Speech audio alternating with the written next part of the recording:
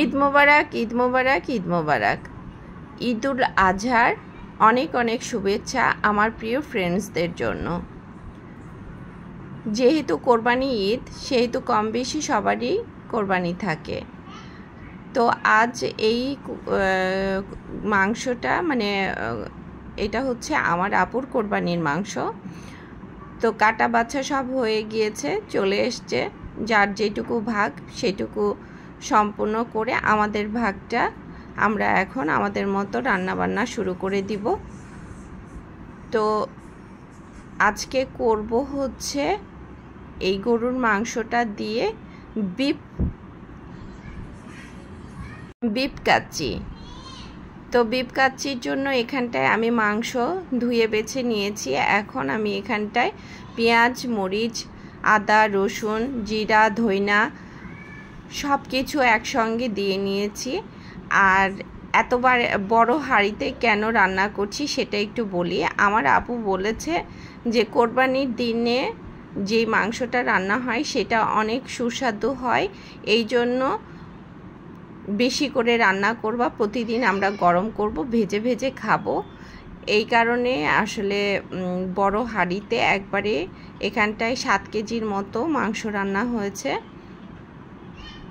তো মাংসটা আমি সুন্দর করে অনেক সময় ধরে মেখে নিব, মেখে কিছুটা সিদ্ধ করে ফেলবো। আসলে মাখানো মাংসটা বেশি সুস্বাদু হয়, সেই জন্য মেখে নিচ্ছি।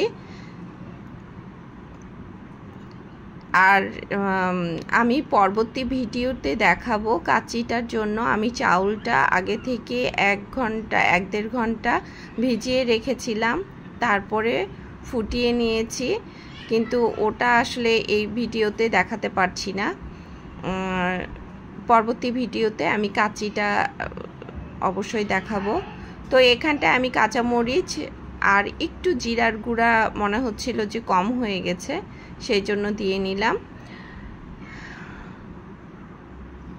এই প্রথম আমার দুটো ঈদ আমি বাহিরে করলাম, নিজের সংসারের বাহিরে। তো ভালোই লেগেছে, কারণ বোনের বাড়িতে করেছি, বোন আছে বলে কথা।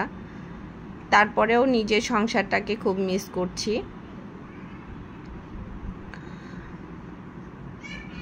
তো এখানটায় আমি যে চাউলটা আগে থেকে সিদ্ধ করে রেখেছিলাম, ভাতটা, সেটা আমি বেরেস্তা কিছুটা তুলে নিয়েছি, আর বাকি বেরেস্তার মধ্যে চাউলটা দিয়ে নিয়েছি। নিয়ে এখন আমি সুন্দর করে মাংসটা সাজিয়ে নিব, নিয়ে হালকা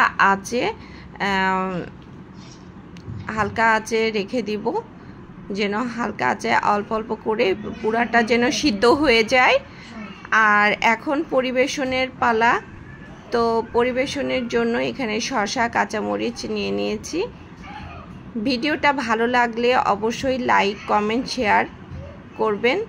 ভালো থাকবেন, সুস্থ থাকবেন। আল্লাহ হাফেজ।